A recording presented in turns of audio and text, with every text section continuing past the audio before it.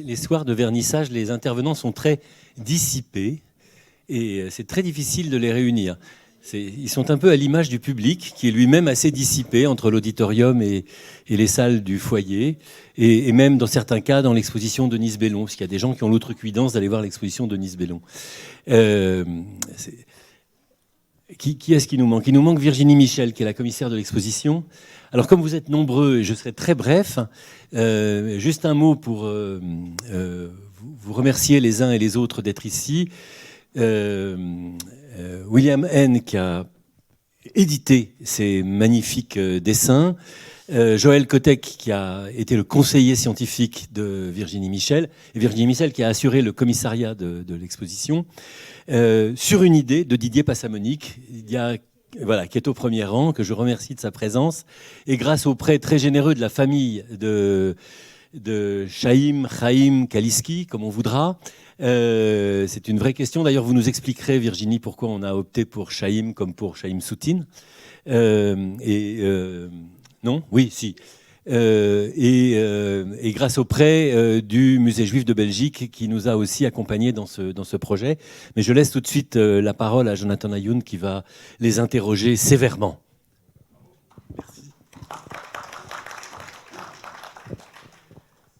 Merci, bonsoir à toutes, bonsoir à tous.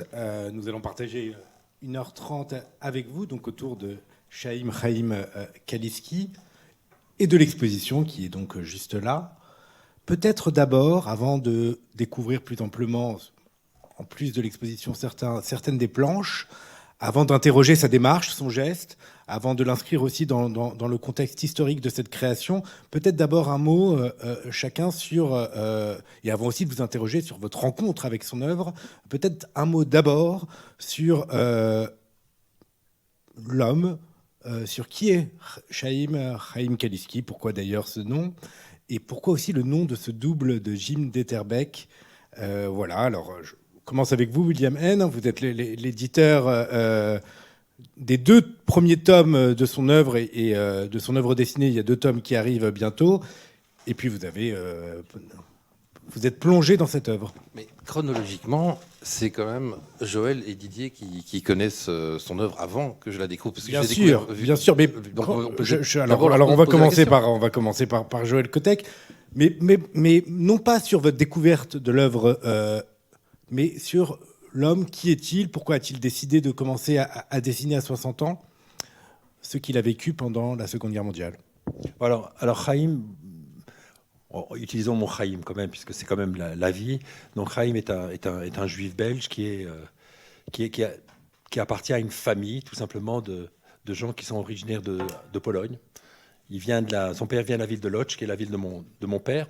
Donc on a pas mal finalement de points communs. Sa mère est de Varsovie. Ce sont des gens qui viennent chassés par la pauvreté, par les persécutions antisémites, et qui viennent se réfugier en Belgique, qui viennent trouver du travail, qui viennent refaire une vie, et qui vont dans un quartier. Les Juifs sont des gens pauvres, et donc ils s'installent autour des 2 gares, la gare du Midi, gare du Nord. Et donc voilà. Et donc ils vont s'occuper dans les métiers traditionnels des Juifs, ce qu'on appelle de manière très simple les schmattes, etc. Son père est maroquinier. Et donc la vie s'installe. Il y a des enfants qui naissent. Donc il y a une fratrie de 4 personnes. Alors lui c'est l'aîné. Donc lui il naît, si je me souviens bien, en 1929, si je ne me trompe pas. Et puis là, une sœur, 2 sœurs et puis un frère. Et puis voilà. Alors Chaim, c'est naturellement, ils viennent dans les années 30. Et puis il y a la Shoah. Et enfin la Shoah, il y a l'occupation nazie. Et donc à travers, et donc voilà l'histoire de cet homme-là qui est issu d'une famille qui sera le témoin de ce qu'a été la tragédie des Juifs de Belgique, de cette traque. Alors à la fois d'abord des espoirs aussi dans un premier temps, l'installation de ces Juifs dans un milieu relativement difficile quand même, parce que c'est les années 30, il y a du chômage, ils travaillent dans des conditions assez difficiles, mais il y a l'espoir, et puis il y a l'occupation nazie, et le fait que tous ces Juifs sont condamnés à mort, par définition, et c'est ça encore la définition de la Shoah. Et donc, voilà, donc ça c'est Chaim. Alors Chaim est très particulier, pourquoi? Parce que vraisemblablement, c'est un jeune garçon qui est atteint on dirait d'un trouble autistique, et on dirait plutôt Asperger. Et donc il y a cette faculté absolument extraordinaire de se souvenir de tout ce qu'il a vécu. Puisque ce qui est extraordinaire, en fait, ce que nous racontent les dessins que vous avez bien voulu accrocher dans ce magnifique musée, en fait, ce qu'il nous raconte, c'est à la fois l'installation des Juifs dans les années 20, les années 30, dans cette Belgique relativement accueillante, et en même temps, la difficulté et presque l'impossibilité pour ces Juifs de survivre à la persécution, effectivement, et à la volonté des nazis d'en terminer avec cette communauté juive. Et donc, et ce qui est extraordinaire, c'est que Chaim, pour parler vite, puis j'ai terminé ici, c'est quelqu'un qui va accompagner son père, jour après jour, et qui nous raconte effectivement les tracas, le fait qu'ils sont interdits dans les écoles, par exemple, le fait qu'on leur retire les postes de radio, hein, le fait qu'ils n'ont pas le droit de se promener, de quitter la ville entre 7h du soir et 8h du matin, etc. Et qui se souvient de toutes les rencontres de son père, etc. Et qui ne va commencer véritablement à dessiner que beaucoup plus tard, à l'âge de 60 ans, et parce qu'il appartient à une fratrie de gens extrêmement brillants. Je veux dire, c'est deux frères et deux sœurs qui sont tous doués de quelque chose. Lui, il est doué d'une formidable mémoire, d'une extraordinaire sensibilité, mais il a une mère qui est une grande artiste, qui était un artiste peintre, et que c'est sa sœur, excusez-moi, et c'est sa sœur qui va lui proposer tout simplement de dessiner en fait ce qu'il a vécu, tout simplement. Et en fait, il fait de l'histoire, mais ça on y reviendra, mais il fait de l'histoire par le dessin. Et voilà. Et puis il a un frère qui est un grand dramaturge, etc., mort hélas trop tôt, et une sœur qui était douée, elle, plutôt pour le chant. Voilà. Et voilà l'histoire de cette fratrie absolument extraordinaire, avec le drame de sa vie, j'arrêterai par là, c'est le fait qu'ils vont survivre à la Shoah, sauf qu'il y a le drame, c'est en février 1944, je crois que c'est le 12 février 1944, l'arrestation de son père, à Etterbeek, et on a l'impression que sa vie pratiquement s'arrête là. Donc d'un côté, il vieillit très vite et il va rester un grand enfant toute sa vie. Donc on a l'impression que, je crois qu'il a 15 ans, et en fait, il va rester un enfant de 15 ans tout au long de sa vie. Et on reviendra sur la nature des dessins et des traits enfantins qui reflètent ce que vous venez de dire. Alors, d'ailleurs, maintenant j'apprends aussi ce soir plutôt 3 noms, puisqu'il a son nom Chaim Kaliski ou Chaim Kaliski, et le double Jim Detterbeck, pardon. Oui, alors d'après ce que... Effectivement, j'avais oublié, mais il s'appelle Chaim Charles, et c'est Chajim, et alors c'est devenu Jim. Une manière aussi de franciser en quelque sorte son nom. Et alors, Virginie Michel, aussi une question sur la question du nom et sur comment vous l'avez défini dans l'exposition, et sur le choix d'accompagner ces œuvres aussi. On a des photos, on découvre aussi l'intimité, autrement que par ces dessins, de la vie de cette famille. Le choix du nom s'est imposé. Nous, on aurait mis Chaim avec un H, mais effectivement, il signe souvent CH. Et dans la publication, vous avez gardé le nom de Chaim CH. Donc, on a essayé de garder la cohérence que lui avait indiqué déjà. Même si dans certains dessins, il signe aussi, il met en titre Chaim avec un H, sans le C. Pourquoi on a voulu accompagner les dessins, c'est pour déjà expliquer un peu au public français l'histoire des Juifs en Belgique, ce qui n'est pas forcément très connu. Moi, je l'ai découverte aussi à ce moment-là.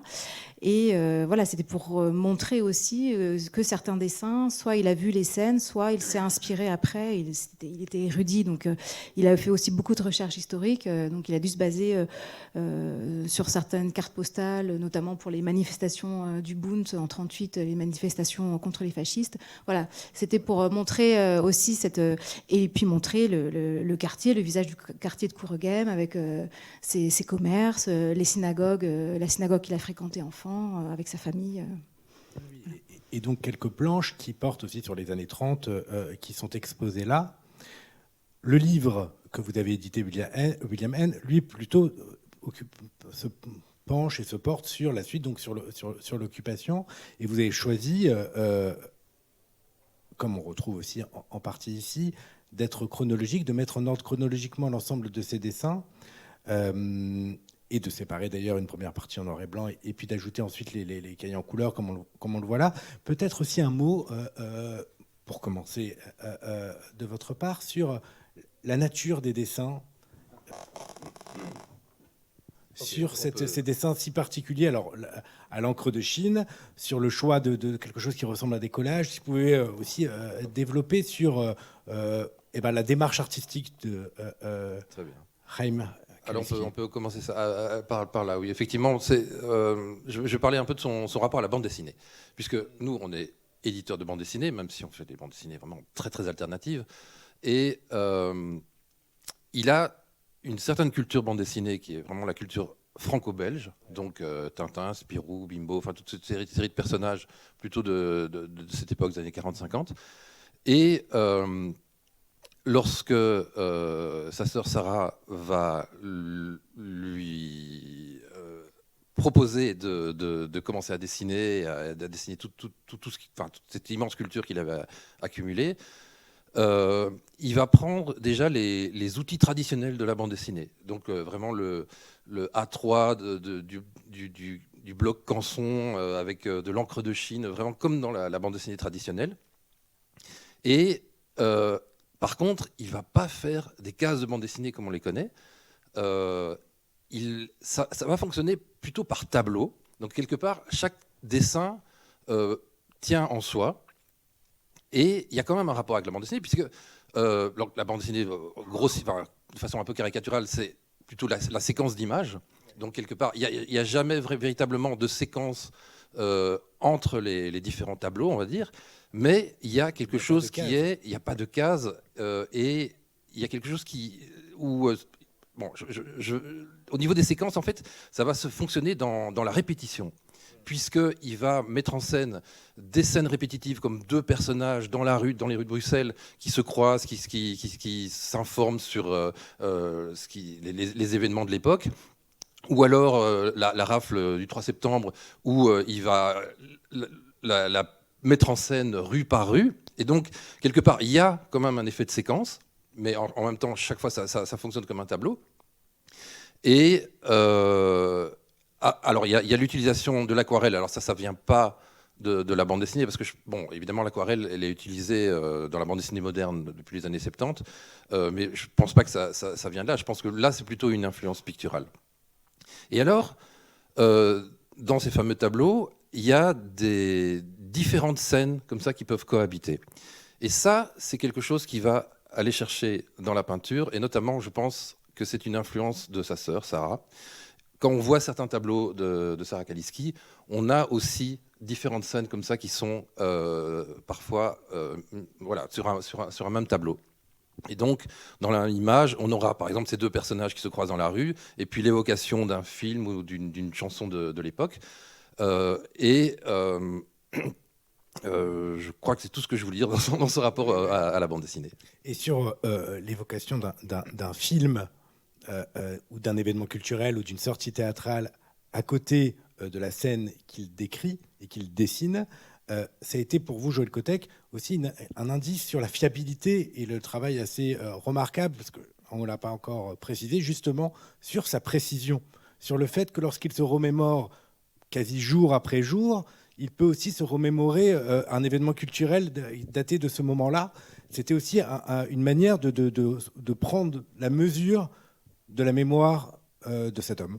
Alors, il y a deux choses. Ce qu'on sait, c'est qu'avant qu'il ne dessine, vers l'âge de 60 ans, il faisait des collages, il collectionnait, il a énormément lu. Et vraisemblablement, il a lu Maxime Steinberg, etc. Donc, il a une bonne connaissance. Et d'un autre côté, quand même, ce qui montre qu'il a une mémoire absolument extraordinaire, c'est qu'il met des choses qui ne sont pas dans les livres. De toute façon, l'émergence de la mémoire de la Shoah est très tardive en Belgique, de toute façon. Ça, c'est une certitude. Mais par exemple, peut-être les chansons, il les a trouvées parce qu'il a collectionné les journaux d'époque, etc. Ça, c'est possible. Mais je pense qu'il avait cette mémoire-là. Léo Marjane, c'est sûr qu'il l'a entendu. Mais ce qui m'a donné... ce qui donne vraiment le poids de son œuvre, c'est que, par exemple, comme il l'a dit, comme a dit William, il y a des rencontres systématiques entre son père et puis un membre de la communauté juive, donc des personnes traquées. Et donc, il donne les noms de ces gens-là. Et donc, ce sont des gens qui existent. Et on a retrouvé ces gens. On a travaillé dans les archives à Malines. Donc, Malines, c'est l'équivalent de Drancy. Et on a trouvé les noms de ces gens-là. Et donc, c'est assez poignant parce qu'il y a, par exemple, un père qui dit « Mais comment est-ce que j'ai pu laisser ma fille aller à la convocation à Malines, Drancy, pour aller, soi-disant, travailler à l'Est, etc. Mais qu'est-ce que j'ai fait comme bêtise? Et puis on retrouve l'affiche de cette fille qui a été effectivement gazée à l'arrivée à Auschwitz. Et puis moi, j'ai retrouvé, par exemple, je crois que quelqu'un vous connaissez ici, qui s'appelle Ken Hicksman, qui est un artiste juif bruxellois. Et puis, alors, il met en scène le père de Ken Hicksman, qui est aussi un maroquinier. Et donc, on voit le père, Avroum, qui discute avec le père de Ken Hicksman.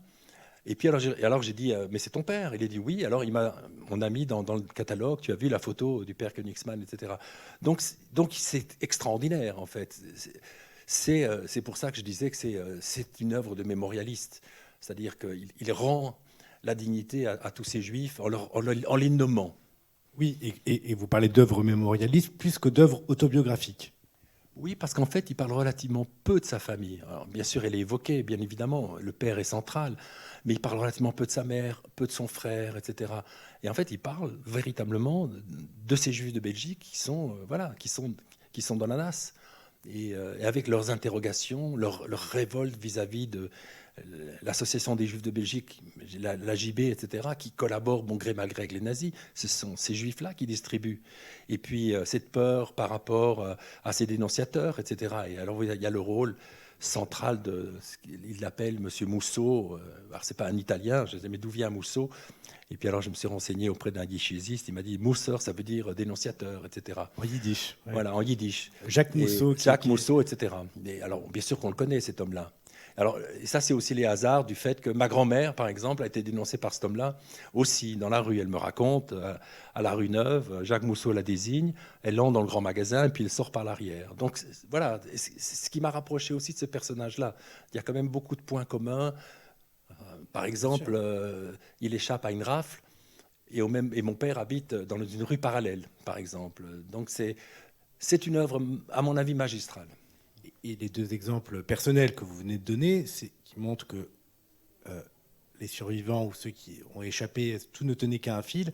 Il y a dans l'exposition Virginie Michel une planche où on le voit avec sa mère aller chez le dentiste. Oui. Alors, il a une rage de dents quelques jours après, me semble-t-il, l'arrestation de son père. Et là, c'est parmi les nombreux épisodes qu'il raconte où, avec sa mère, les autres enfants sont cachés. Avec sa mère, ils vont réchapper plusieurs fois à des dénonciations ou à des contrôles dans la rue par les nazis, soit dans le tramway, soit dans la rue. Et il a une sorte de préscience comme ça. Le dentiste part dans la pièce d'à côté. Il suppose, on imagine, pour appeler, pour les faire arrêter. Et il dit à sa mère, ça fait trop longtemps, on s'en va. Et dans la même idée, il y a deux dessins où moi je préfère parler de dessins que de planches, mais dans deux dessins, il dit mais maman, ne parle pas yiddish, on va se faire arrêter. Et voilà, ils sont dans la rue, et il a cette parce qu'on imagine bien que Fredla ne devait pas bien parler français, qu'elle parlait plus yiddish à la maison qu'autre chose. Non, ce qui donne à voir, c'est que la vie en fait ne tient qu'à un fil, c'est-à-dire tous ceux qui ont survécu. C'est par miracle.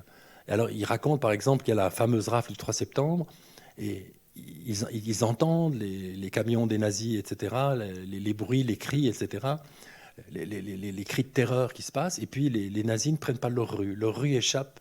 Et donc, c'est par miracle. Ils sont séparés de leurs parents, il est avec son jeune frère, René, et ils échappent. Et donc, c'est ça, hein, je veux dire, les survivants. C'est-à-dire, la mort est inéluctable, et puis il y a des survivants quand même, parce que il faut avoir de la chance, et lui, il réchappe plusieurs fois, effectivement, avec cet épisode de ce dentiste. Et là, encore une fois, il faut savoir que les rafles ont lieu les Juifs vivent autour de la gare du Midi, pour la plupart d'entre eux, dans un quartier qu'on appelle Kuregem, et les nazis vont simplement encercler ce quartier, qui est un quartier juif, un peu comme le quartier juif dans le Marais, etc., qui est ici.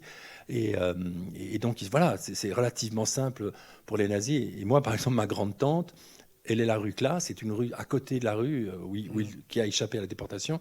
Elle a échappé en se cachant tout simplement sur le toit. Et c'est comme ça qu'elle a survécu.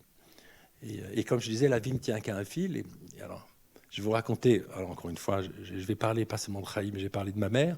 Par exemple, ma mère, normalement, j'aurais pas dû être là. Pourquoi? Parce que le 21 juin 1943, ma mère est cachée ma mère est une enfant cachée comme tous les Juifs. Elle est cachée dans un pensionnat. Et elle a la grippe, ou elle fait semblant d'avoir la grippe parce qu'elle a la nostalgie de ses parents. Et elle demande, elle est insistante, elle était insupportable, ma mère. Et elle réussit à persuader les gens qui la recueillent de pouvoir partir une journée voir ses parents, ce qui est absurde. Normalement, c'est impossible. Et elle le réussit. Et le jour d'après, il y a une graffe des nazis et tous les enfants meurent, sauf une.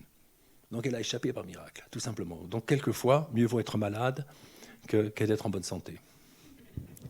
Et donc lui échappe à la rafle comme toute sa rue, donc c'est ça. Ouais.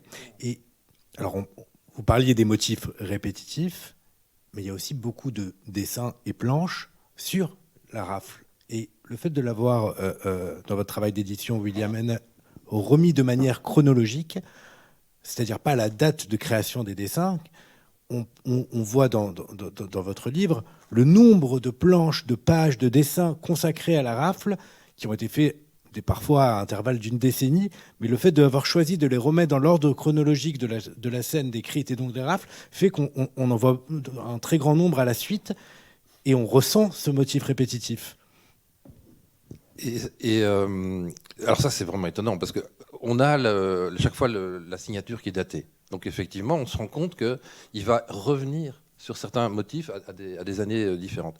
Et quelque part, bon là, peut-être que je fais une conjecture, qui est que il y a quelque part, encore une fois, quelque chose qui est aussi de l'influence picturale, puisqu'on a aussi des phénomènes de série en peinture, et là, ça traduit son obsession, en fait, cette façon de travailler en série. On le voit surtout, par exemple, dans le deuxième tome, qui est consacré à la caserne d'Ossin, donc qui était le camp de transit pour la Belgique, et où il y a toute une série de panneaux, de représentations toujours semblables de la caserne, mais avec différentes couleurs. Donc comme si c'était une variation à la Warhol, comme ça. Oui. Et on voit, vous évoquiez tout à l'heure Jacques Mousseau, le délateur, c'est aussi un des personnages qu'on revoit, dans le fait que ce soit mis de manière chronologique, on le voit revenir un très grand nombre de fois.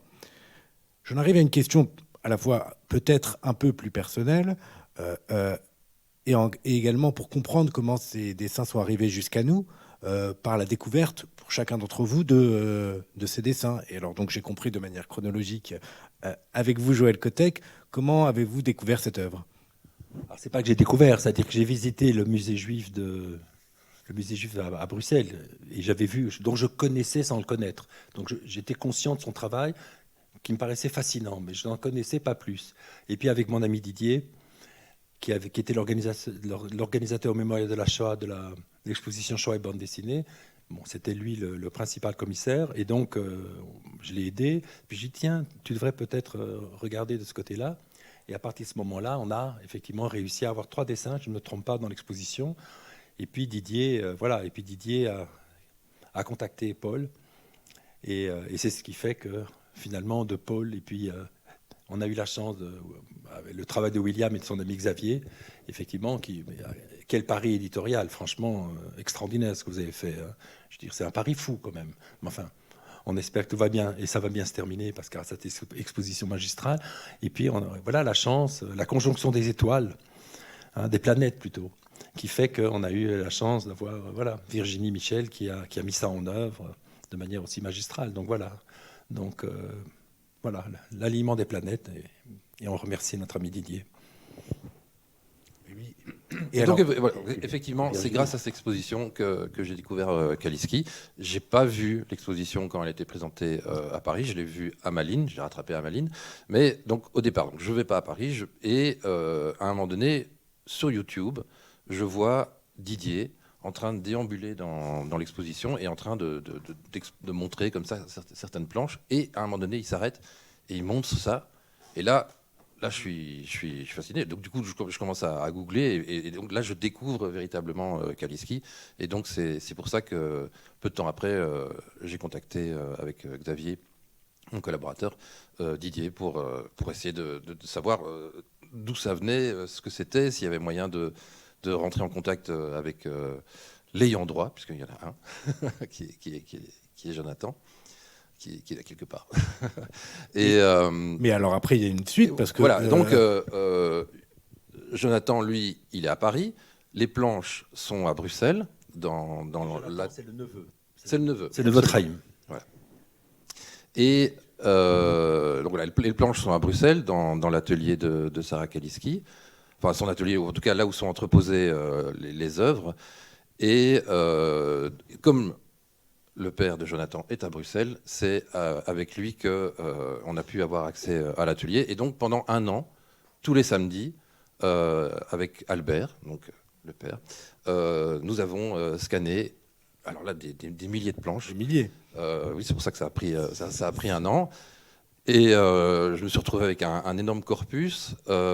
Tout n'est pas consacré à la Shoah, mais moi, ce qui m'intéressait, c'était plutôt cet aspect-là de son œuvre.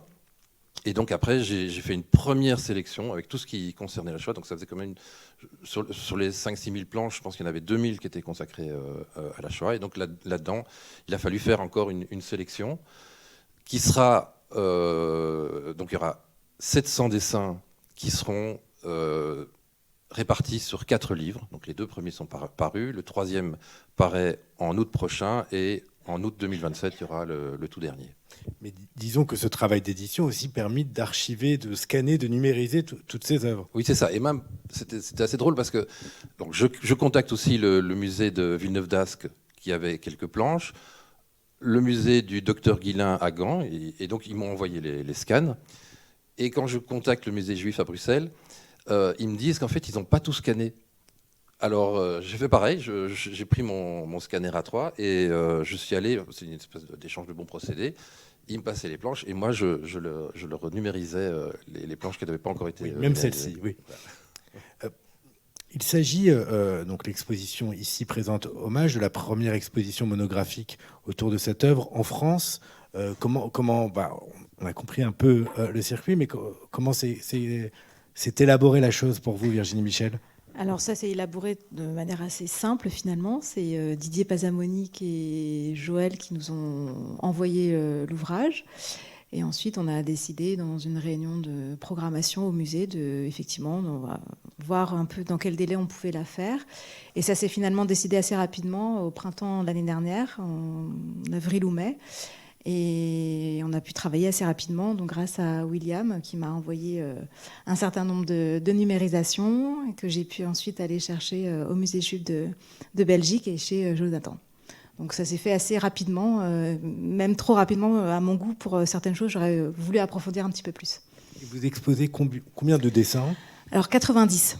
On a 90 dessins et pour des raisons de conservation, on va faire certaines rotations pour les préserver au maximum. Voilà. Oui, bon, et donc ça constitue tout l'espace là auquel tout le monde a pu avoir accès en arrivant jusqu'à nous. Joël Kotek, j'ai une question sur votre manière de définir ce travail, cette œuvre. Alors, ça a été édité, donc maintenant ça a une forme livresque, mais vous qualifiez dans tous les cas l'approche de Chaim Kaliski d'une approche pas seulement artistique, pas seulement mémorialiste, comme vous l'avez déjà défini tout à l'heure, mais également comme quelque chose qui s'inscrit dans une longue tradition juive, qui est l'écriture des livres du souvenir. Oui, c'est ça, un peu un mémorbourg, comme on dit. Hein. C'est ça, c'est un livre de la mémoire. Donc des évocations, effectivement, on peut dire des persécutions que les Juifs ont subies depuis le Moyen-Âge, puisque ça remonte aux persécutions, croisades, etc. Et par exemple, moi, je suis président d'une association qui s'appelle l'Institut Jonatas, et Jonatas, c'est qui ? Bon, c'est un juif du Brabant qui a été accusé en 1369 d'avoir profané les hosties, l'équivalent du miracle des billettes ici à Paris, qui est dans le 4e, et qui est assassiné. Et puis les responsables de la communauté juive sont brûlés, etc., en place publique. Les enfants convertis, bien évidemment.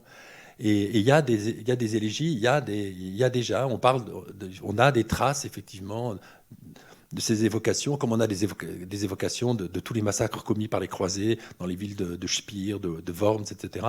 Et puis, bien sûr, après la catastrophe, après la Shoah, on a dans le Yiddishland, on a des livres de la mémoire sur ces communautés qui n'existent plus et qui, encore une fois, une manière de restituer la mémoire collective de ces gens qui peuplaient majoritairement les régions d'Europe centrale et orientale. Et je pense que le travail de Chaim s'apparente à ça, parce qu'encore une fois, il nous restitue la mémoire collective de ces Juifs, de leur espoir avant-guerre, etc. La construction d'une synagogue avec... Je ne sais pas si il dit que le roi des Belges est venu à l'inauguration, je n'ai pas trouvé trace. Et voilà, et puis les inquiétudes, etc. Et puis les conversations, l'optimisme en disant que Hitler ne va pas réussir. Et puis voilà. Et c'est dans ça que c'est à la fois de la micro-histoire et en même temps de la macro-histoire, si vous voulez. Et donc c'est une bonne entrée pour comprendre ce qui se passe, Bien ce sûr. qui s'est passé. Mais il le fait avec pour singularité, parce que les livres du souvenir, il me semble, surtout ceux après la Shoah, ont été écrits dans un temps très court pour garder les choses en mémoire de manière fraîche, alors que lui, il le fait dans un temps beaucoup plus lointain, ce qui donne peut-être une place particulière dans cette longue tradition d'ouvrage. Oui, mais tout simplement parce que il travaille beaucoup plus tard, mais il a cette mémoire extraordinaire qui, voilà, tout simplement, qui permet la restitution, encore une fois, par exemple, de cette fameuse rafle du 3 septembre, presque rue par rue, etc. Et encore une fois, de ces conversations, entre les membres de ces communautés juives. Encore une fois, c'est vraiment la Shoah au jour le jour, fondamentalement, qui nous donne à voir. Et c'est ça qui rend ce travail extrêmement riche. Alors oui, c'est écrit plus tard, mais on a la chance d'avoir ce témoignage-là, qui est unique. Je pense qu'il n'y a pas d'équivalent. Oui. Et alors, c'est écrit plus tard, mais en même temps, on pourrait dire, et ça a été dit, et on le ressent aussi dans l'exposition, des expressions de vieil enfant. C'est-à-dire, c'est écrit plus tard, mais avec un trait enfantin et avec aussi peut-être une manière d'être arrêté pendant ce moment-là. C'est ce que vous avez ressenti en découvrant toutes les planches. Alors, s'il faut qualifier son dessin, je dirais qu'il est naïf, parce que je pense qu'il apprend à dessiner à cet âge-là.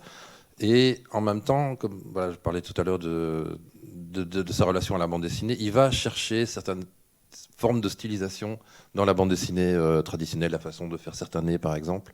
Et donc, oui, je ne sais pas si on peut l'inscrire, par exemple, parce que si par exemple, est-ce qu'on peut l'inscrire par exemple dans la tradition de l'art brut, enfin, de ce qu'on appelle l'art brut ou l'art outsider, c'est même pas le qualifier déjà. Et c'est une question auquel je ne peux pas répondre. Oui, bien sûr. Mais je reviens sur cette question de rapport à l'enfance et de vieil enfant, d'expression qui est... Oui, mais on a l'impression que sa vie s'est arrêtée à 15 ans, tout simplement, avec la mort du père. C'est l'acte central, en fait, fondamentalement, ce qui rend son témoignage extrêmement poignant.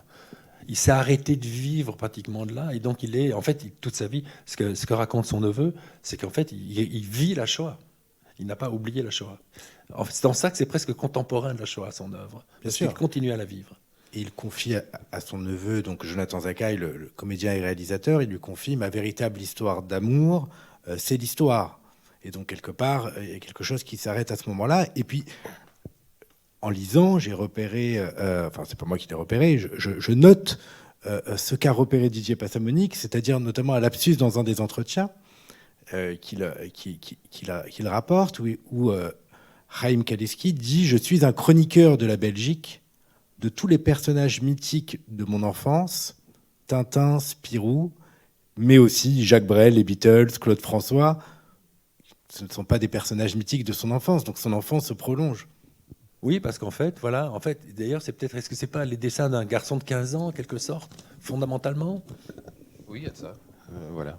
Effectivement, donc, dans cet immense corpus, il fait par exemple des séries de 40-50 pages sur Jacques Brel. Puis après, il y en a d'autres qui sont consacrées à Spirou, à Tintin, et ça fait chaque fois des grandes séries. Il y en a une, il y a quelques pages qu'on verra dans le prochain tome qui sont consacrées à Anne Frank, mais il a carrément fait une énorme série sur Anne Frank. Alors après, moi, je pense que ça aurait été compliqué. Il est né la même année que lui, en 1929. Ok. Et je pense que ça serait compliqué, par contre, de publier le bouquin, toutes les planches qu'il aurait fait sur Anne Frank, parce que quelque part, elles viennent répéter le bouquin qui a déjà été fait, donc ce serait presque un plagiat. Oui, donc c'est assez saisissant. Justement, sur le choix des planches ici exposées, comment s'est élaborée la décision ? J'ai choisi seule.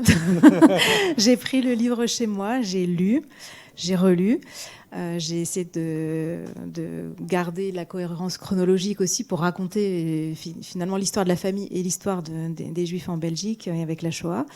Après, j'ai soumis ce choix à Joël et à Laurence Schramm.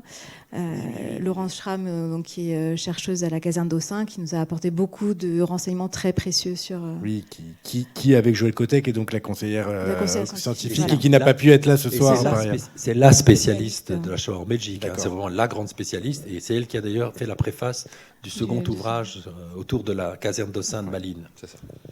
Et donc le choix, donc je l'ai fait, je l'ai soumis donc à mes 2 conseillers scientifiques, et puis je voulais aussi conserver cette série de la rafle du 3 et 4 septembre 42, parce qu'elle est vraiment aussi centrale dans le livre, et donc c'est pour ça qu'on a fait une petite entorse à l'accrochage, vraiment pour montrer ces dessins qui se dupliquent, ces petits personnages qui se dupliquent de dessin en dessin, pour montrer vraiment cette rafle qui enserre toutes ces rues. Il réutilise vraiment les mêmes motifs. Donc voilà, c'est pour ça que cette série-là, je voulais l'avoir absolument. Et donc, c'est une série qui est conservée au musée juif de Belgique. Et qui donc a été scannée après Exactement. par vos soins. Une question sur le contexte historique de la création, du démarrage de la création de cette œuvre. Il décide dans les années 80. Alors certes, c'est une histoire personnelle, individuelle, dans cet échange avec sa sœur qui le pousse à commencer, mais malgré tout, ça rejoint la grande histoire d'un contexte, à la fois peut-être dans l'histoire de la bande dessinée, de la représentation de la Shoah, et dans l'histoire simplement de la mémoire de la Shoah, particulièrement dans des œuvres auprès du grand public. Est-ce que vous y voyez quelque... J'y ai pas pensé, mais c'est une excellente question. Effectivement, ça correspond à l'émergence de la mémoire de la Shoah, l'entrée de l'histoire de la Shoah dans l'espace public, puisque jusqu'aux années 80, c'est vrai que la Shoah était plutôt du domaine de la mémoire privée. En Belgique, il faut savoir quand même que chez vous en France, et en 95, que Jacques Chirac reconnaît quand même la complicité de l'État français, chez nous c'est 2012. Bon, c'est pas l'État français, mais c'est l'administration. C'est-à-dire, il faut savoir qu'à Anvers, c'est la police qui fait les rafles, qui participe aux rafles. D'où le fait qu'il y aura 65% des Juifs d'Anvers qui vont disparaître et seulement 35% à Bruxelles. Mais à Bruxelles, c'est l'administration communale qui fait le registre des Juifs et qui distribue les étoiles jaunes que les Juifs doivent payer. Donc 2012. Et c'est vrai que ça correspond à l'émergence de la mémoire, vous avez raison. Donc, et c'est à ce moment-là que Maxime Steinberg, qui est notre maître, à moi et à Laurence, commence à écrire son œuvre magistrale, c'est l'histoire de la déportation des Juifs de Belgique, puisque personne n'en parlait. Je veux dire, la caserne d'Aussin, l'équivalent de Drancy, après la guerre, elle redevient une caserne, comme si de rien n'était. On a oublié la Shoah pendant très longtemps en Belgique. La caserne de Saint, c'est où les personnes qui ont été raflées... Oui, c'est Drancy. C'est Drancy. Donc il n'y a pas de mémoire de la caserne de Saint pendant très longtemps. Oui. Mais donc la concordance... Tout à fait, vous avez totalement raison. Non, je voulais l'interroger. Et alors, il y a autre chose aussi que j'ai remarqué, qui n'est donc de fait pas présent dans le livre, mais dans l'exposition. Alors, il parle aussi donc de Jacques Brel, il ne parle pas que de son expérience de l'occupation d'enfants cachés et sa vie sous l'occupation, mais il y a également des dessins sur, en tout cas, il y en a un exposé ici, sur les autres génocides, sur le génocide arménien ici, mais j'ai cru comprendre aussi qu'il a fait aussi dessiner sur le génocide des Tutsis. Pourquoi avoir choisi ce dessin? Et d'ailleurs, il est dans un cahier, j'ai eu du mal à saisir. Alors en fait, grâce aux interviews de Jacques Saucher qu'il a fait avec Raïm, donc j'ai appris qu'il avait dessiné, parmi les 5 000 dessins, il n'y a pas que effectivement sa vie et la Shoah. Il a voulu dessiner tous les génocides du XXe siècle, le mal absolu qui a régné tout au long du XXe siècle. Et donc on avait le livre à la bibliothèque, et donc je l'ai ouvert aux premières pages sur le génocide arménien qui ouvre ce siècle des génocides, donc c'est le titre de son ouvrage. Et donc après, il y a d'autres dessins sur les Khmers, les massacres des Algériens. Je crois qu'il y a le Rwanda aussi sur des publications. Donc, et ça date de 1999. Et c'est le seul livre qu'il a publié d'ailleurs de son vivant. Oui. Est-ce que, sur la question de son choix et de son intérêt de dessiner les autres génocides, est-ce que parce que vous avez vu toute son œuvre, c'est quelque chose qui est assez présent, vous l'avez... Alors ça, de toute façon, effectivement, il s'est penché sur tous les génocides, mais en même temps, comme il était un passionné d'histoire, en fait, il y a des trucs sur l'Égypte, sur toute l'histoire mondiale. C'est assez incroyable comme un puits de science. Joël Kotek, vous considérez que cette œuvre est un excellent outil pour enseigner la Shoah? Oui, parce que c'est un médium relativement simple aussi. Donc, c'est vrai que c'est en quelque sorte quand même facile d'accès. Et puis, comme c'est écrit par quelqu'un qui qui a peut-être 15 ans. Et donc c'est vrai que pour un enfant, c'est peut-être une manière effectivement de comprendre des choses relativement complexes et de voir ce que c'est aussi la vie d'un enfant caché fondamentalement, puisque c'est l'histoire d'un garçon de 13 ans qui accompagne son père, qui raconte des histoires. Alors peut-être le seul bémol, c'est qu'il y a beaucoup de textes. Et je ne sais pas si aujourd'hui les enfants sont encore capables de lire énormément comme c'était dans notre cas, mais je pense que c'est bien parce qu'il raconte plein d'événements absolument étonnants, je veux dire. C'est un livre d'histoire, hein, il faut bien se rendre compte. C'est-à-dire, c'est l'équivalent, comme je l'ai dit, un peu d'Imre Kertész ou d'Elie Wiesel, etc. Si ce n'est que c'est dessiné. Et c'est dessiné d'une manière relativement naïf, comme tu as dit, mais d'un accès relativement simple, relativement facile. Et donc, ça pourrait être utile, effectivement, pour l'enseignement. Après, pour la lecture, je pense qu'un lecteur n'est pas obligé de commencer à tout lire systématiquement, surtout qu'il y a aussi des aspects un peu répétitifs, donc on pourrait un peu passer à la page suivante de façon un peu plus fluide. Ça permet ça aussi dans ce travail. Et de faire passer peut-être les chansons, notamment Léo Marjane, Je suis seul ce soir, etc. Donc voilà. Donc je crois que c'est un travail, c'est bien ce que vous avez fait, hein. C'est un travail d'utilité publique que vous avez fait. Ce qui est touchant aussi, c'est qu'il y a quelques fautes d'orthographe, des fautes de syntaxe, il y a une sorte d'écriture un peu orale qui fait qu'on est très proche de lui finalement. On a l'impression qu'il nous parle plus qu'il ne nous écrit. Et puis c'est un immigré, ce qui est intéressant. Donc ce sont des gens pauvres. Et donc il y a le mélange des langues, puisque en fait leur langue c'est le yiddish, mais ils parlent le yiddish, français, il y a un peu de flamand, etc. Ce qui rend aussi très poignant. Et il vit dans les quartiers où vivent aujourd'hui les immigrés, c'est-à-dire autour, encore une fois, je veux dire, aujourd'hui, l'école de mon père, qui est dans ce quartier de Kuregem, place Bethléem, aujourd'hui, elle est peuplée uniquement d'enfants d'origine marocaine, pratiquement, à la place de Bethléem. Et donc voilà, c'est aussi une manière, peut-être pour ces jeunes-là, de s'identifier. D'ailleurs, il y a un projet qui est fait sur justement la rafle de Gatti de Gamon, qui est fait par un ami à moi, qui est français, mais qui a écrit un livre de 600 pages sur cette rafle-là.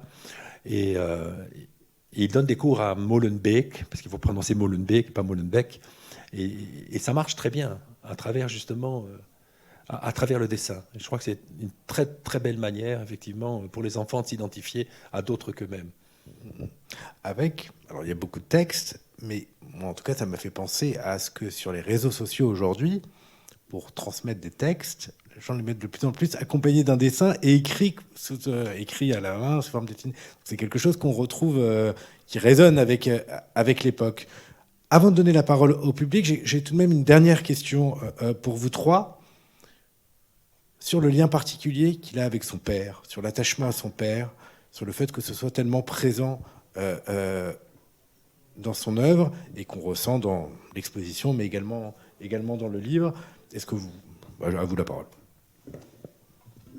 Alors, on va surtout voir apparaître la figure de son père dans le dernier tome.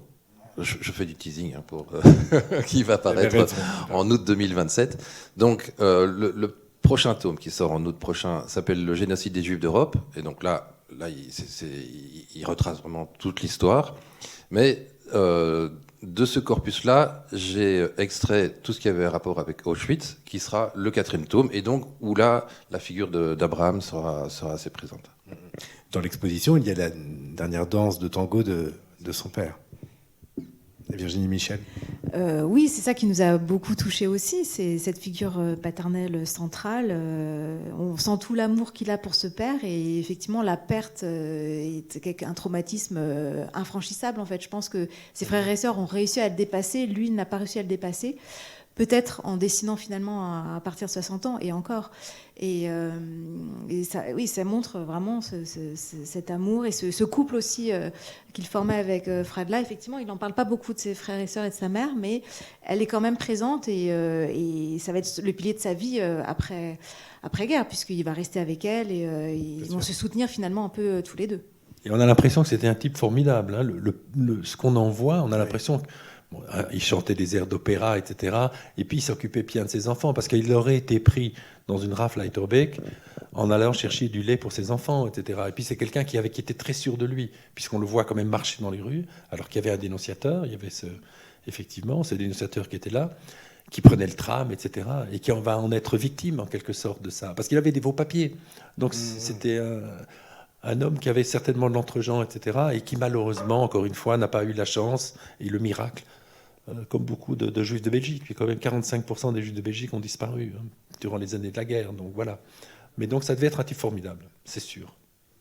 Et puis tous les enfants ont fait une carrière artistique. Oui. Donc il y a quelque chose avec les parents. La sœur est artiste, peintre, dessinatrice. Sarah Kaliski, oui. Et le frère est dramaturge. Dramaturge. Et il y a la sœur aînée aussi, Ida, qui a été à un temps chanteuse lyrique. Oui. Moi, je propose qu'on prolongeons cet échange, mais avec des questions qui viennent du public. Et il y en a déjà un au premier rang. Et je vous amène le micro.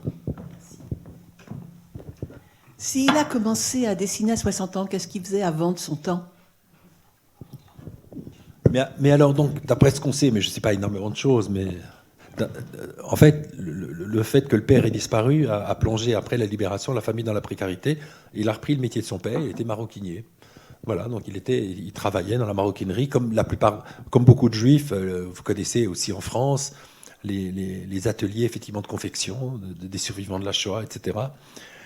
Et voilà, et en même temps, comme sa vie s'est figée, il a commencé, il était hypermnésique, il s'intéressait à l'histoire, donc il collectionnait, il lisait énormément, et puis finalement, à 60 ans, il a commencé son œuvre. Il faisait des collages de revues de presse aussi. Oui, c'est ça, des collages.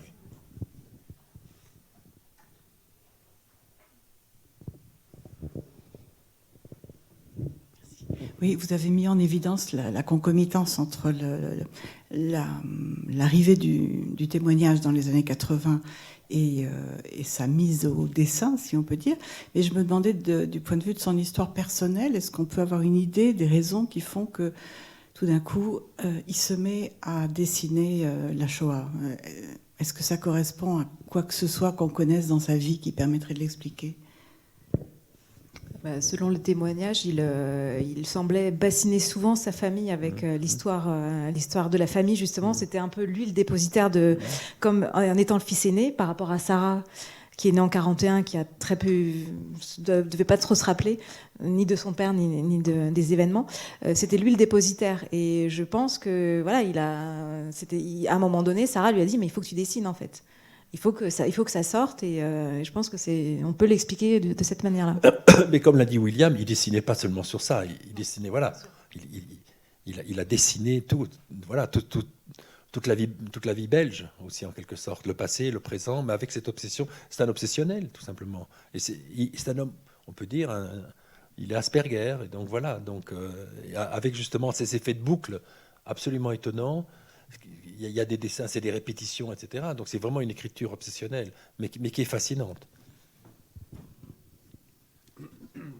Il faudrait pouvoir parler de sa personnalité, mais bon, moi, je ne l'ai pas connu. Jonathan pourrait peut-être en dire un mot. Mais bon, par exemple, Albert, le père de Jonathan, me décrivait comme ça, le décrivait comme un personnage comme ça, un peu absent aux choses, et donc un peu décalé. Et donc voilà, ça peut expliquer un peu cette façon de fonctionner sur ses obsessions.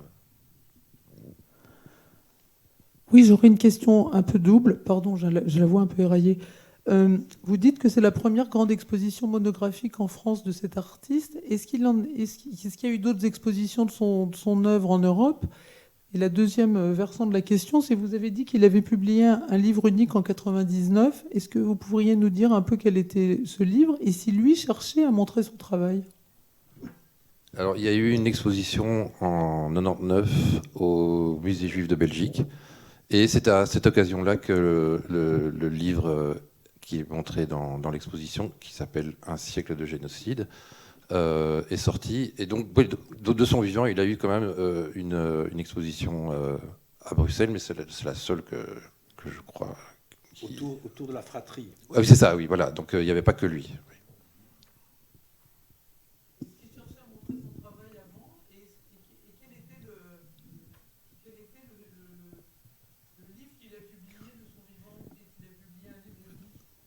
Oui, donc c'est celui-là. Donc c'est le livre qui est sorti en même temps que l'exposition, mais c'est pas forcément les planches de l'exposition. Et après, il y a l'exposition au Musée juif de Belgique en 2007, où justement c'est intitulé Sarah et ses frères. Donc c'est centré autour de Sarah, et il y a une partie sur René Kaliski et une autre partie sur Haïm. Oui, bonsoir. Je rejoins la question de la première intervenante, c'est-à-dire je m'interrogeais quelle était l'explication pour laquelle il avait commencé à 60 ans et pas 50 par exemple. Peut-être poussé par sa sœur. C'est exactement ça qui s'est passé. Ah, c'est que c'est juste l'influence de Sarah Kaliski qui l'a poussé à trouver une forme pour exprimer toute cette immense culture et exprimer ses obsessions personnelles. Donc, du coup, c'est une influence vraiment directe. À la fois, je pense qu'elle l'a influencé de deux façons. À la fois, comme je disais tout à l'heure, parce qu'elle l'a vraiment poussé à rentrer dans cette démarche, mais aussi qu'elle l'a influencé aussi dans la forme picturale de ces espèces de tableaux en dessin. J'avais également une autre question. Qu'est devenu ce monsieur Musso? On sait s'il a été arrêté C'est une bonne question. On ne sait pas. Alors, on ne sait pas. Alors, soit il aurait été tué par les nazis, soit il aurait disparu, soit il aurait échappé. Alors, c'est un personnage très complexe, parce que, comme j'explique dans la préface, je veux dire, qu'est-ce qui peut pousser un juif à dénoncer ses coreligionnaires? C'est compliqué. Alors, il y a différentes théories. C'est le père quand même de 3 enfants qui ont été déportés. Donc, sa femme et ses 3 enfants ont été déportés pendant la rafle du 3 septembre. Donc, il faut bien se rendre compte. Donc, c'est quelqu'un... Donc, il se retrouve seul. Bien sûr, il a une maîtresse. Alors, il y a plusieurs explications. Soit il est tellement fracassé par la perte de sa famille, c'est qu'il décide que tout le monde doit mourir, et donc il décide que l'horrible sort qui est le sien doit être celui de l'ensemble des Juifs. Et donc, il a un insigne nazi. Il porte un insigne nazi. Et puis, il déambule dans les rues de Bruxelles. C'est un homme qui était connu. Il était portier, etc., dans un hôtel. Et donc, il est capable de reconnaître un grand nombre de gens. Et puis, une autre explication d'une historienne allemande qui a travaillé sur lui en disant que les Allemands lui auraient fait miroiter la possibilité de relâcher sa famille, qui avait été bien sûr gazée à l'arrivée à Auschwitz, bien évidemment, mais lui ne le savait pas. Et donc, c'est pour la raison pour laquelle peut-être il aurait participé effectivement à la dénonciation de ses coreligionnaires. Et donc, voilà. Mais c'est un personnage, c'est un lieu de mémoire, en fait. Comme un peu, je veux dire, tout le monde, est-ce que ma grand-mère l'a vraiment rencontré? J'en sais rien. Mais c'est un peu comme tous les déportés à Auschwitz ont tous été en contact avec Mengele. C'est la même chose, en quelque sorte. Mais c'est vraiment... Parce qu'il y a d'autres... Moi, j'avoue que des personnages, on parle des frères Adler, j'en ai jamais entendu parler. Laurence, qui est grande spécialiste, a connaissance des frères Adler. Moi, je ne savais pas. Il y avait malheureusement quelques Juifs qui ont participé à la traque des Juifs, malheureusement.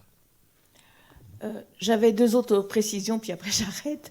Le livre que vous dites qui paraît en août, enfin c'est le prochain, c'est considéré un peu comme le 3e tome, et le dernier en 27, c'est le 4e, c'est la suite.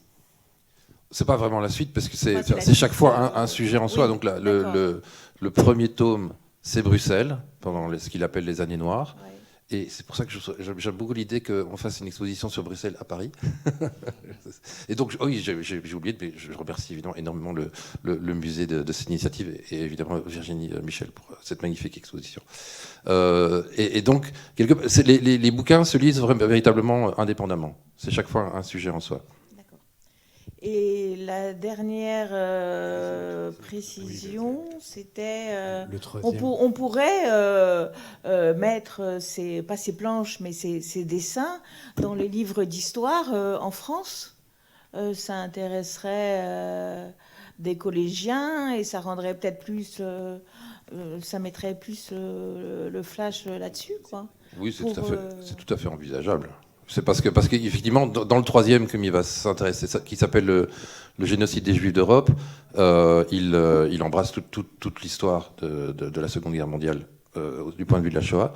Et donc, effectivement, il y a matière éventuellement à épuiser quelques illustrations.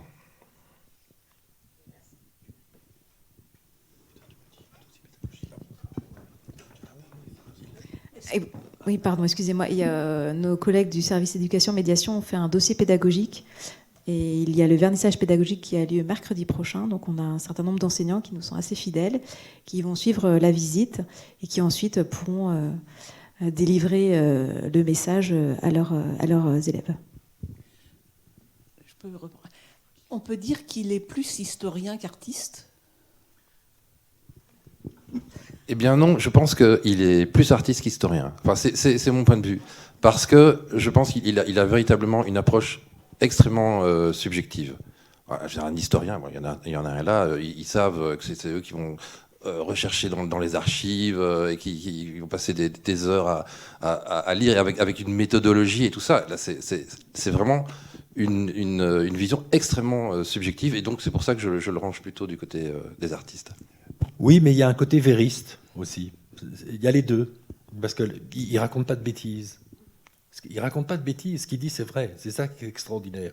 Et c'est ce qui rend très intéressant son travail. Mais c'est vrai que c'est d'abord un artiste, mais en même temps il fait de l'histoire.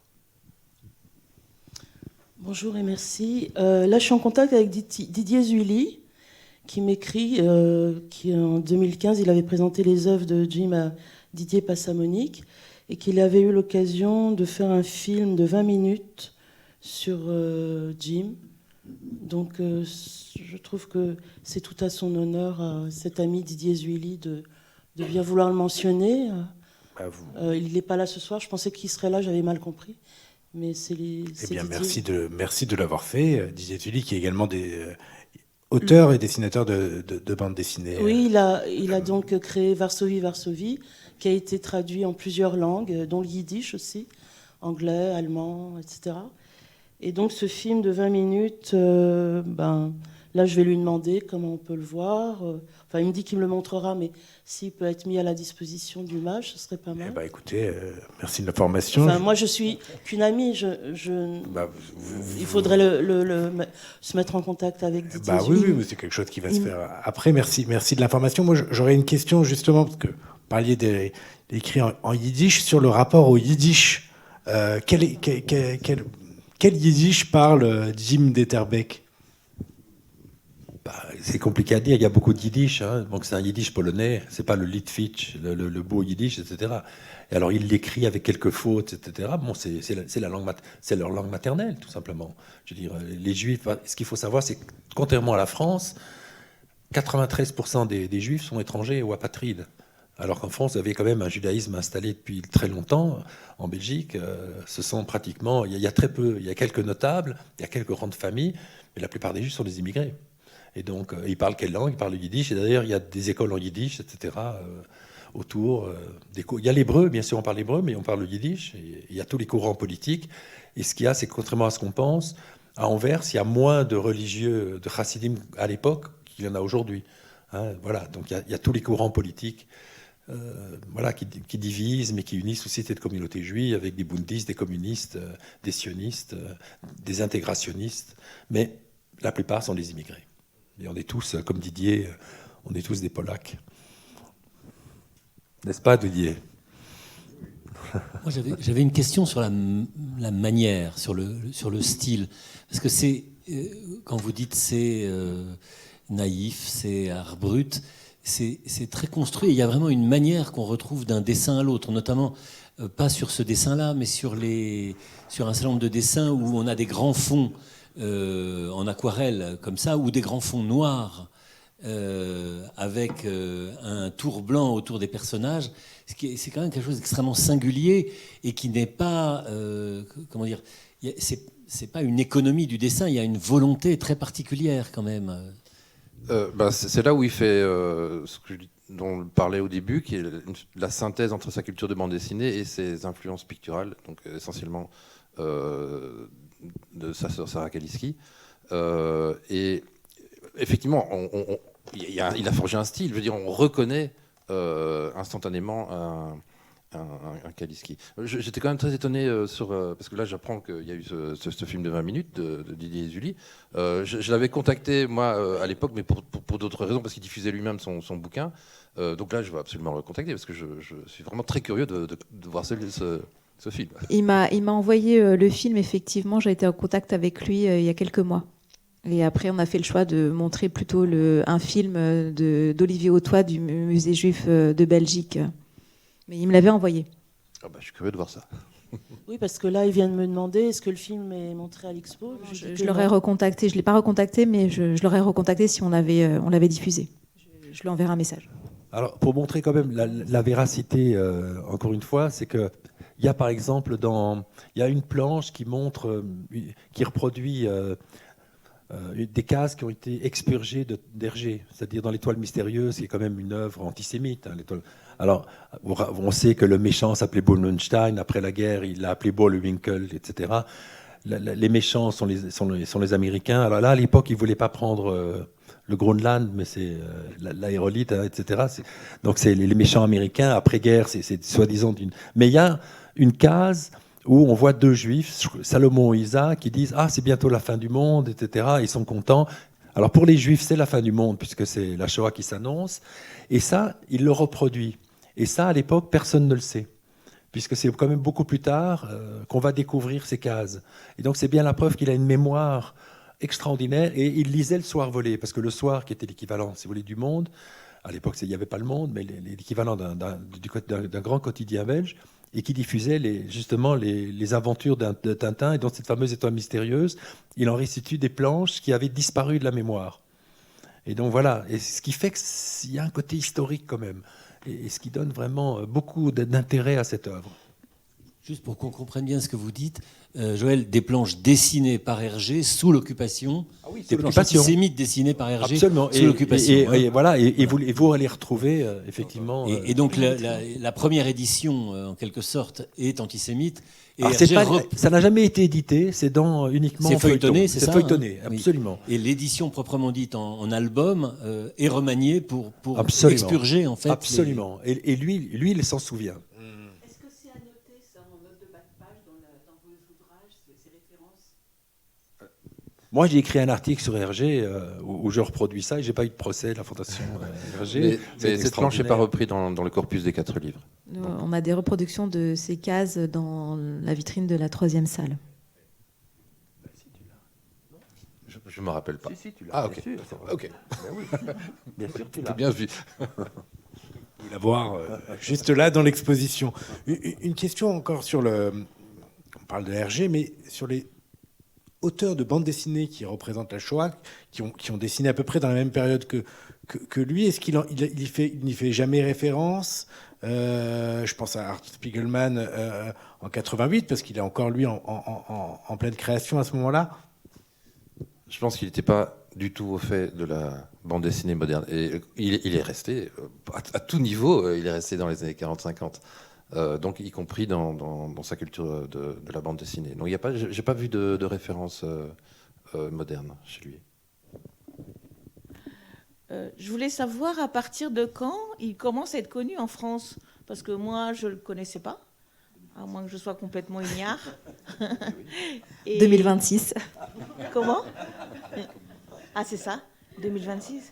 À partir d'aujourd'hui, oui. Parce que je ne le connaissais vraiment pas.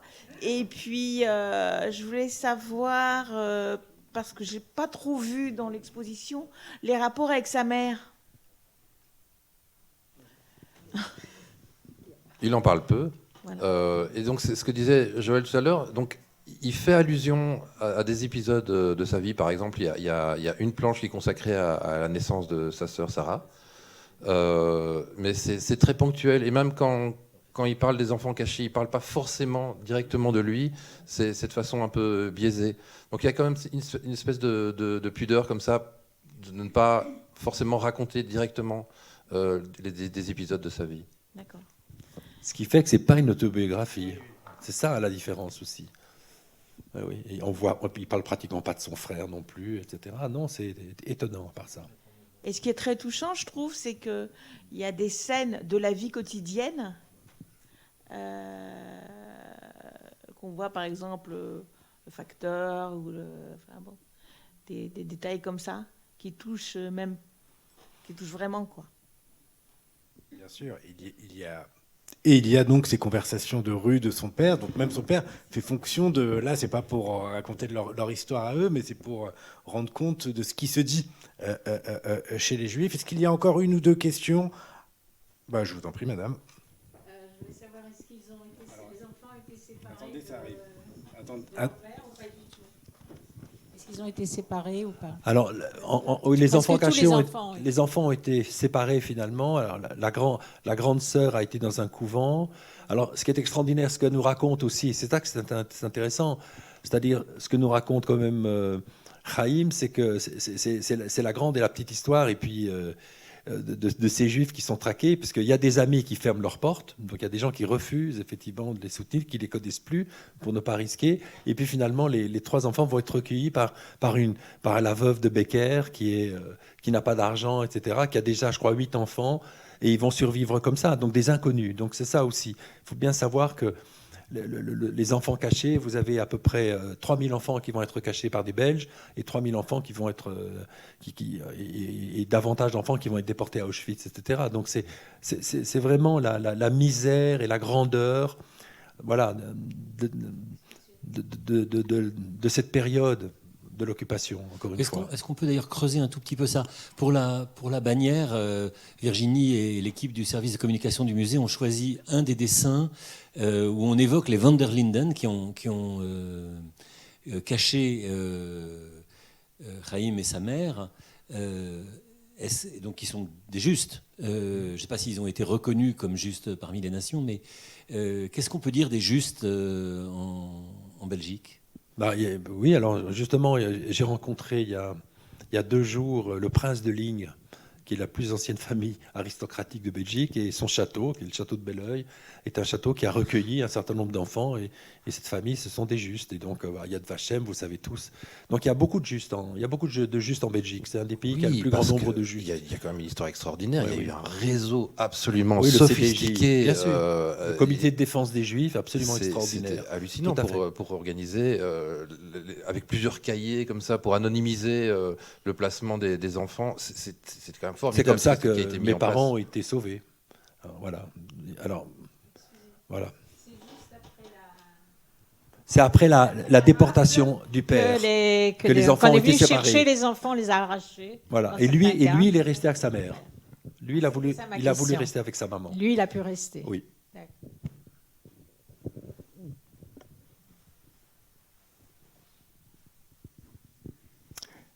Alors, avant de conclure, moi, j'aurais encore une question sur ce qui vous a le plus marqué dans son œuvre, dans ses dessins. Je sais que Joël Kotek, vous avez écrit que ce sont aussi les témoignages de parents dont les enfants n'ont pas pu être cachés, qui ont été déportés. Il y avait notamment ce qu'on peut lire dans un des dessins. Et donc je vous interroge là-dessus, lorsque quelqu'un dit, en tout cas il la rapporte: je m'en mords les doigts d'avoir laissé ma fille partir. J'entends encore sa voix qui me disait: ne vous inquiétez pas, je vais aller travailler pour que papa, maman et grand-mère ne soient pas inquiétés. L'AJB, l'Association des Juifs en Belgique, nous a trompés, nous n'avons plus de nouvelles. Bah oui, mais ça c'est vrai que c'est marquant. Et alors, il se fait que j'ai interrogé un certain nombre de survivants de la Shoah. Et ce qui est étonnant, c'est que les Allemands, vraiment, contrairement à ce qui se passe en Pologne, ils ont agi vraiment par ruse et par... en fait, donc les convocations pour aller à Malines, donc à Drancy, l'équivalent de Drancy, pour aller en fait faire l'extermination vers Auschwitz, étaient distribuées par l'équivalent de l'UGIF. Et ce que les Allemands disaient aux familles, c'est que si les enfants acceptaient de partir, ils allaient préserver les parents. Et donc, ce qu'on sait... Alors, moi, j'ai rencontré... un survivant de la Shoah qui m'a raconté que sa sœur, qui était à la Shomer Hatzaïr, a été avec une partie de sa Kfutza à Malines. Et avant d'aller à Malines, ils faisaient une aura, ils dansaient, croyant sauver leur propre famille. Et ça, c'est la réalité aussi. Hein, et c'est terrible, hein, je veux dire. Et tout ce qu'il a de sa sœur, c'est une photo. C'est tout ce qui reste. Et naturellement, tous ces jeunes gosses ont été gazés à leur arrivée. Et voilà, et donc c'est ça qui rend extrêmement poignant ces témoignages-là. Et sur les témoignages, encore une fois, on a pu vérifier que ce qu'il nous dit, ce sont des histoires réelles. Ces gens-là ont existé. Ils n'inventent pas. Donc c'est quand même un livre d'histoire aussi. Merci. Alors peut-être un mot. L'exposition est présente ici jusqu'à quand? Jusqu'à la mi-décembre 2026. Donc vous avez très bien. Le temps de venir la voir et la revoir. Et alors, il ne faut pas oublier qu'il y a un livre qui peut être acheté, c'est pas à lui de le dire, à la bibliothèque, effectivement, qui reprend combien 350 pages quand même. Il y en a même 2 qui sont donc à la librairie et également toutes. Non, mais dans le premier, il y a Didier et moi qui vont faire la préface. Ah, c'est le seul qui nous intéresse. Non, mais alors, indépendamment des préfaces qui sont absolument remarquables, mais il faut saluer le travail d'édition. Hein. C'est un travail éditorial magnifique. Voilà, je ne le dis pas parce que l'éditeur est là, mais réellement, et d'ailleurs, si l'exposition peut contribuer à faire connaître l'ouvrage, on en sera très heureux. Eh bien, nous allons terminer sur ces paroles-là de Paul Salmona. Merci beaucoup. Merci à vous d'avoir été là. Merci Hommage d'avoir proposé cette rencontre et de nous faire découvrir avec cette exposition l'œuvre de Chaim Kaleski. Et merci pour vos travaux respectifs. Rendez-vous donc à la librairie pour acquérir non pas 1, mais 2 livres. Et bonne soirée à tous.